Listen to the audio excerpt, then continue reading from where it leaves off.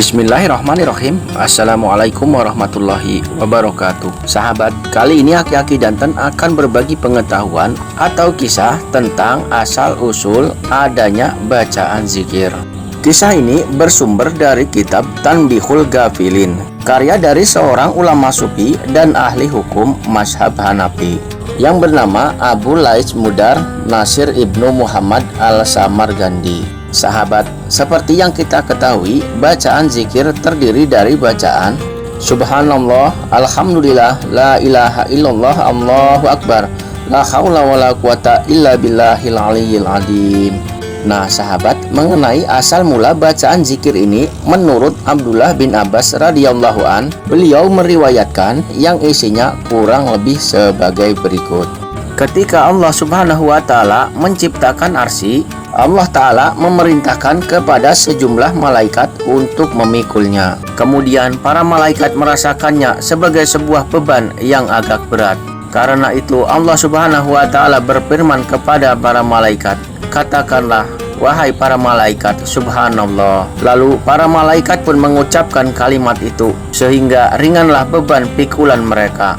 Dan sejak saat itu para malaikat mengucapkan kalimat subhanallah tersebut sepanjang zaman sampai kemudian Allah subhanahu wa ta'ala menciptakan Nabi Adam alaihissalam.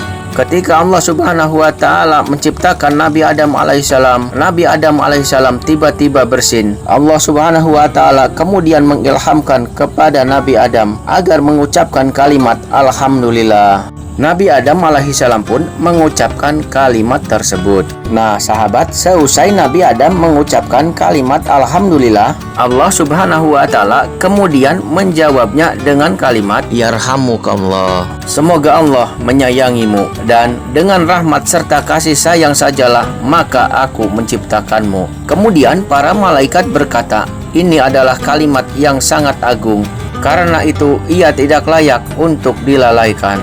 Para malaikat pun kemudian menggabungkan kalimat ini dengan kalimat sebelumnya, sehingga mereka membacanya menjadi Subhanallah walhamdulillah. Dan dengan dua kalimat tersebut terasa lebih ringanlah beban bagi mereka saat memikul arsy. Sahabat, kemudian dua kalimat ini disebut-sebut dalam zikir para malaikat. Sampai kemudian Allah subhanahu wa ta'ala mengutus Nabi Nuh alaihi salam. Umat Nabi Nuh alaihissalam adalah umat pertama yang menyembah berhala dan menjadikannya sebagai Tuhan. Kemudian Allah subhanahu wa ta'ala mewahyukan kepada Nabi Nuh alaihissalam untuk menyampaikan kepada kaumnya kalimat La ilaha illallah, tiada Tuhan selain Allah. Nabi Nuh alaihissalam pun dengan penuh taat menyampaikan kalimat tersebut kepada kaumnya. Mendengar kalimat ini, para malaikat pun merasa sangat bahagia.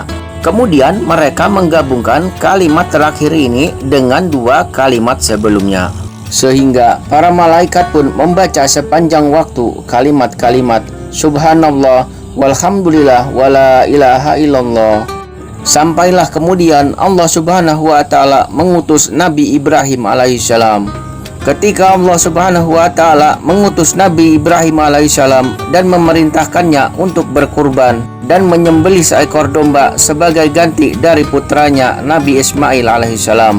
Ketika itu Nabi Ibrahim berkata Allahu Akbar sebagai ungkapan rasa senang dan gembira Nabi Ibrahim alaihissalam. Lalu para malaikat pun berkata, sungguh indah kalimat yang keempat ini. Dan akhirnya para malaikat pun menggabungkan kalimat ini dengan tiga kalimat sebelumnya, sehingga para malaikat membaca kalimat-kalimat tersebut sepanjang masa. Subhanallah walhamdulillah wala ilaha illallah wallahu akbar. Nah sahabat, ketika riwayat ini disampaikan oleh malaikat Jibril alaihissalam kepada Nabi Muhammad SAW dengan nada takjub, Nabi Muhammad SAW berkata, La haula wa la quwata illa billahil aliyyil azim. Mendengar kalimat tersebut, kemudian malaikat Jibril alaihissalam menggabungkan kalimat terakhir ini dengan empat kalimat sebelumnya, sehingga menjadi kalimat Subhanallah walhamdulillah wala ilaha illallah wallahu akbar wala haula wala quwata illa billahil aliyyil azim. Dan hingga saat ini kalimat-kalimat tersebut masih sering diucapkan, bahkan mungkin kelak sampai akhir zaman. Ingatlah sahabat, tanda kiamat kubro adalah sudah tidak terdengarnya lagi lafaz atau bacaan mengagungkan Allah Subhanahu wa taala di alam bumi ini, baik dari zikir atau orang azan, sehingga tidak ada yang mendirikan sholat dan seterusnya. Allahumma sholli ala Sayyidina Muhammad wa ala ahli Sayyidina Muhammad. Wallahu a'lam bishawab. Mudah-mudahan ada manfaatnya. Wassalamualaikum warahmatullahi wabarakatuh.